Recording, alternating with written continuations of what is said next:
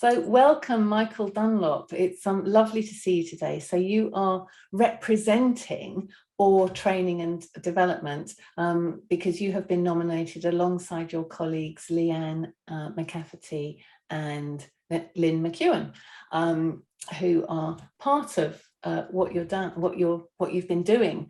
And you're a finalist in the Extraordinary Contribution During the Pandemic category.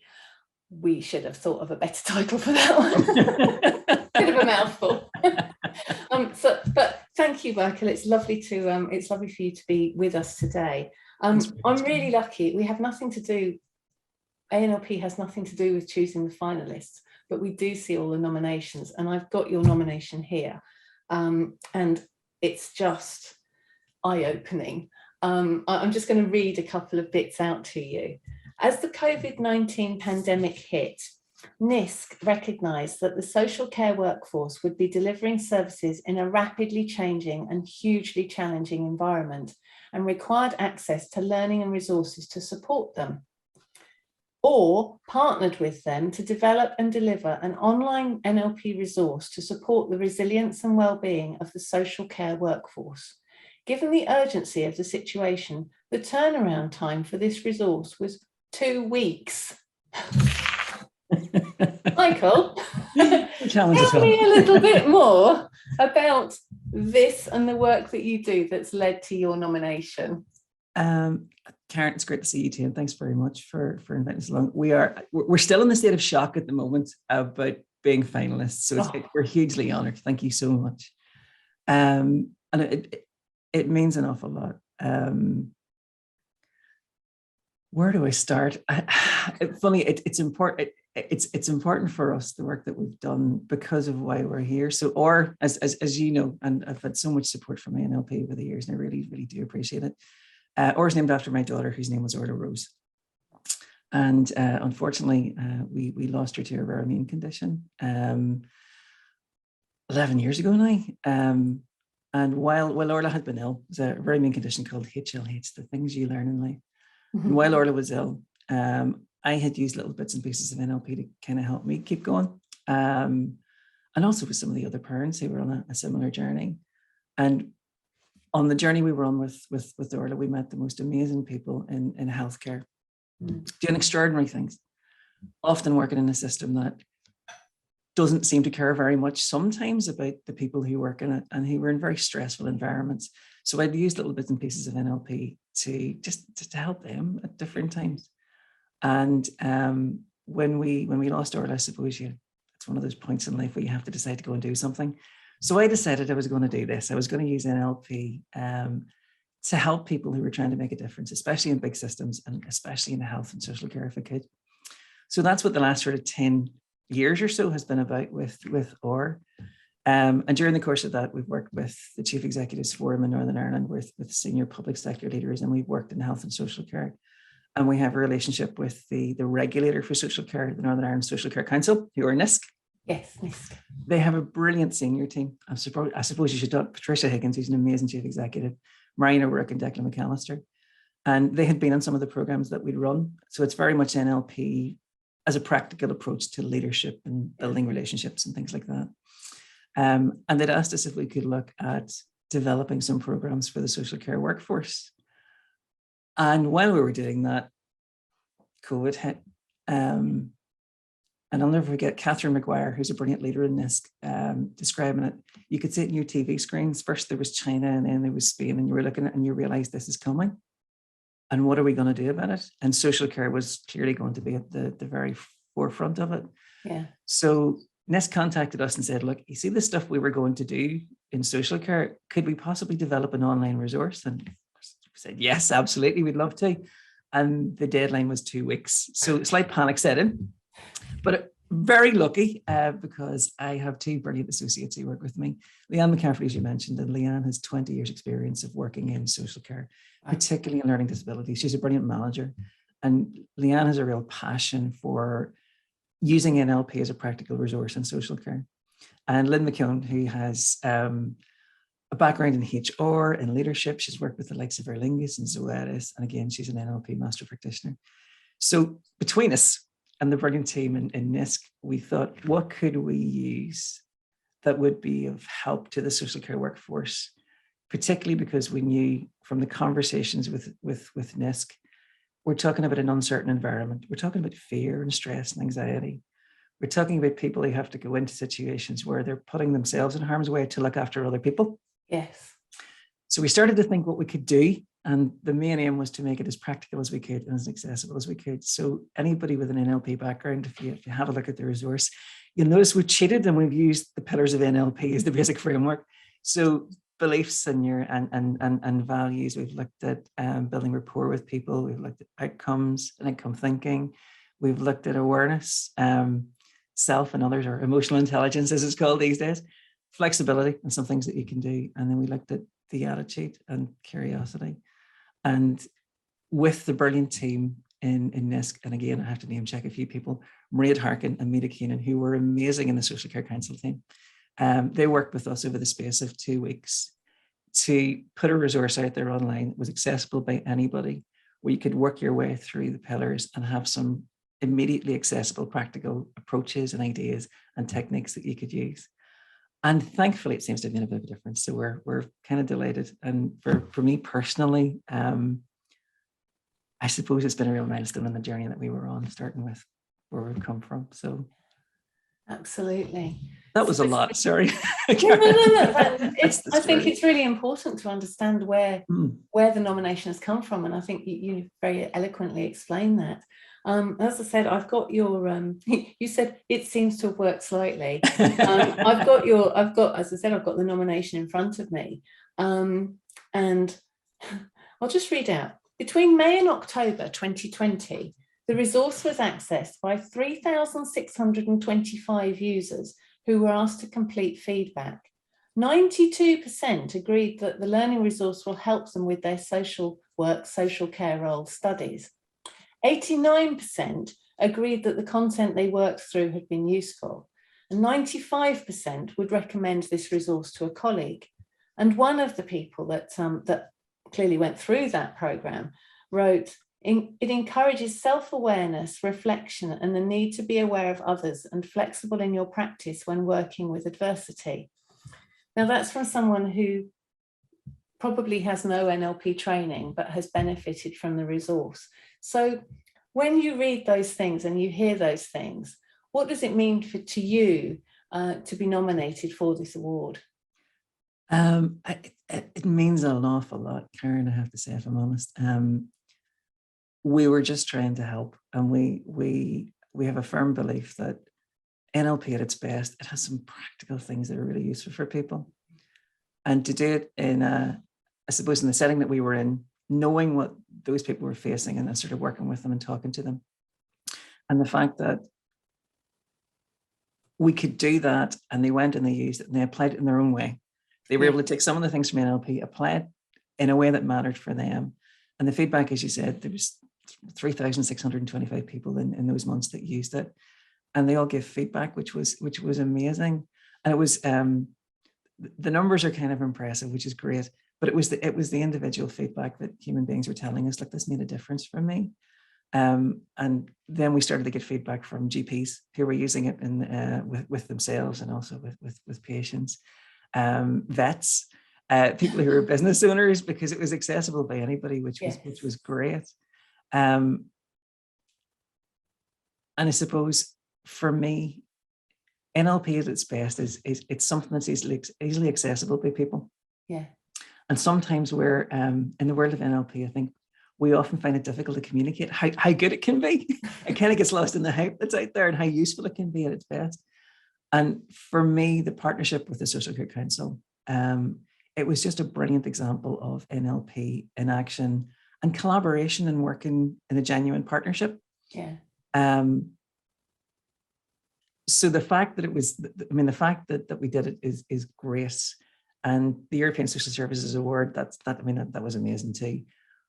But the most important thing was the fact that collaboratively we all did it. And people here right there in the middle of a pandemic, looking after the most vulnerable people in our society, and often putting themselves at risk to do it, we're able to use some of the simple things that we all know in the world of NLP works. Yeah. But for those people, it was often the first time they'd ever thought, actually, I can do this. Yeah. One of the sort of the passions that we have, and the reason why yours called Door, is that NLP really is about self-efficacy and action. There's a real recognition in health and social care that resilience is important. Everybody needs to learn resilience. It's one of those life skills. Life will knock you down and you have to be able to get back up. Yeah. But it should only ever be temporary. Yes. If you keep going to the well, it will run dry. And sometimes resilience has been used, especially in those big systems like health and social care. Sometimes it's used as a way to kind of abdicate responsibility. You just need some more resilience training, if that makes sense. And even with well-being, and well-being again is very important. It's important we have awareness of it. But sometimes approaches to well-being can be very much almost, you're in a very difficult situation. Things are very, very tough. Do you know what you need? We'll give you an hour of mindfulness, or, you should go for a walk, or have you thought about changing your diet? Those things are all crucial. It's great to have mindfulness. It's brilliant to go for. But when you're stressed and under pressure, and when things, the last thing in the world you generally think about doing is, I'm just going to go and do an hour of mindfulness, unless you've been able to put it into practice over a period of time. So there's a real shift to self-efficacy, to giving people the ability to make their own choice about what the best thing might be in that situation, and to give them some choice. And for me, that's always been the big thing with NLP. It gives people choices. It's self-efficacy in action. Yeah. So it was absolutely brilliant that people on the front line were able to put some of this stuff into practice and see how well it worked, because we all know it does. Yes. And I suppose we're now at a stage where, again, still in shock, but absolutely delighted to have been a finalist for the award. Because when you look at the other stories, when you look at all the finalists in the NLP Awards this year, there's amazing stories there. People have done some incredible things. So I suppose on a personal note, it's a lovely bit of recognition. So we really do appreciate it. I say you're welcome. We just facilitate the awards. So, you've already told us a lot about the work that you're doing, but what one thing in your work do you think is making the difference? I think the thing that matters most to us, and the thing that makes the biggest difference, is the fact that NLP can be used in such a practical way. I think that's the biggest difference. I've visited and lectured in Ulster University, and I've done leadership programs and all of the rest of it, and work with the Chief Executives Forum. And there's some brilliant theories on leadership. There's some brilliant theories on well-being and resilience and things that you should do to look after yourself. But for me, what NLP really does is give people some practical tools that anybody can use. Yeah. Leanne has done a brilliant program, I finally should use that word, with a previous winner of the NLP and Education Award, Paddy Cordell. Paddy Cordell, yeah. So she developed a program called Brilliantly Me for people with learning disabilities.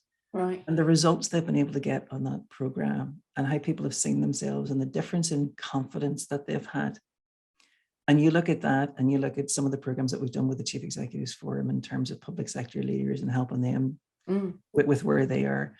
And then in terms of social care, you realize that there's so many different settings in which what we do in the world of NLP, some of those basic, simple skills, things like setting outcomes and the ability to do that.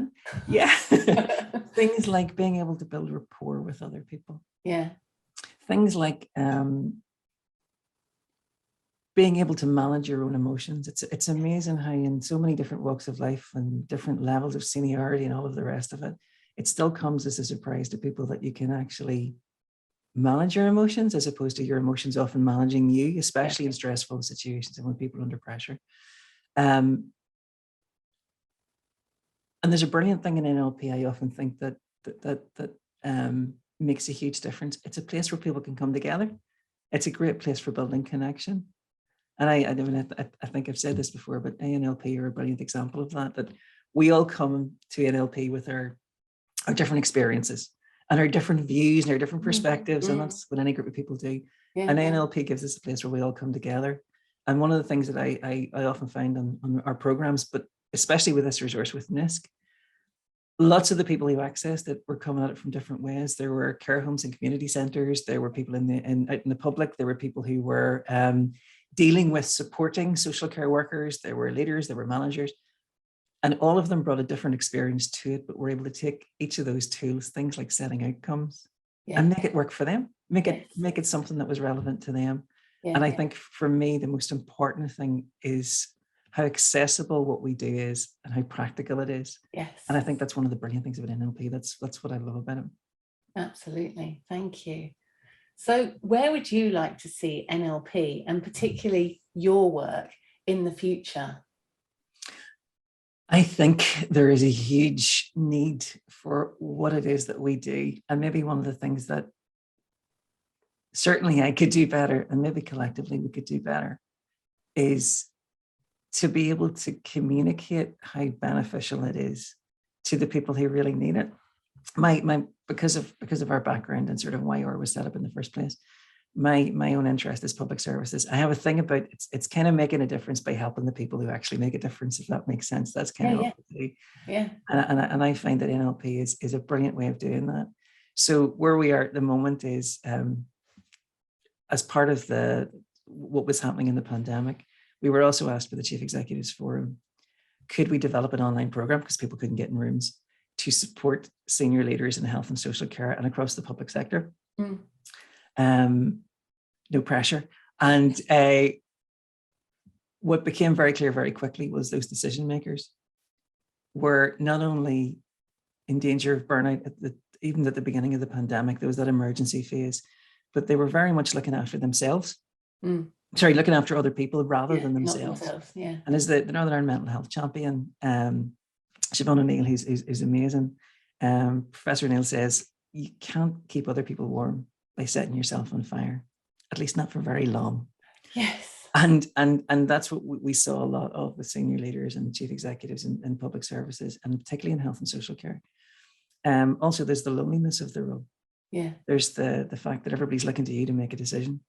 There's the way services are often set up. It's very hard to build connections in the networks you need to get things done. So we ran a program called the Transformative Leader, and it made an enormous difference. The feedback has been brilliant.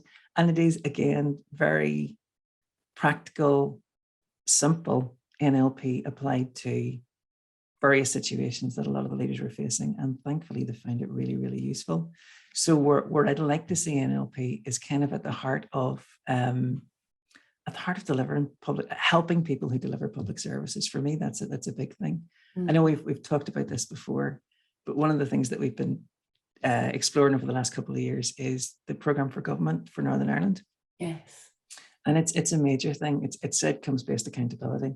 And it's based on the simple premise, it comes as a revelation that maybe the work of government should be about delivering outcomes that change things for people, as opposed to just that would be a novel approach and moving numbers around. Absolutely. So a lot of the work that we've been doing is around helping people to do things like set outcomes, because it turns out when you work in an environment that's numbers driven, where the belief behind it is that the only thing that matters is moving numbers. Yeah. Actually sitting down and setting outcomes that are meaningful and that can change things for real people. So what they see and hear and feel is a different experience, as opposed to just numbers somewhere have moved so someone can quote them. Yes. That's a revelation for people. Yeah. So there's so much that we have to offer, I think, in the world of NLP in lots of different fields, but my own particular one is public services and helping people. So that's kind of, I think, where we would like to go and where we'd like to see much more of NLP. Yes. Yes, that's a very worthy outcome. So thank you, Michael. Thank you, Leanne and Lynn, in their absence. Absolutely. And all of the people who've worked hard, as you say, as a collaboration to bring this project to fruition. As I said, you are a finalist in the Extraordinary Contribution During the Pandemic category, and congratulations for that. So thank you. We will be announcing the winners at a live virtual event on the 13th of May. So good luck with that, and thank you. Thanks very much again. Really looking forward to it, and thank you so much as well. Thank you. Oh, you're welcome.